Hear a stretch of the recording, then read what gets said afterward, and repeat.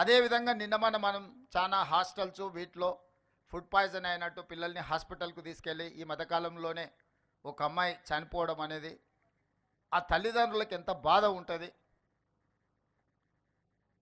ఆర్థిక పరిస్థితి బాలేకపోవడం వల్ల తల్లిదండ్రులు వాళ్ళ పిల్లల్ని హాస్టల్స్లో పెడుతుండ్రు, కానీ వాళ్ళ పిల్లల మీద ప్రేమ లేక కాదు కదా.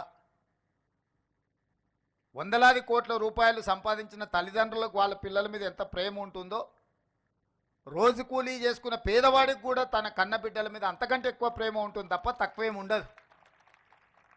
శ్రీమంతులకు వాళ్ళ పిల్లల పట్ల ఎక్కువ ప్రేమ ఉంటుంది, పేదలకు ప్రేమ తక్కువ ఉంటుంది అన్న భావన సరైనది కాదు.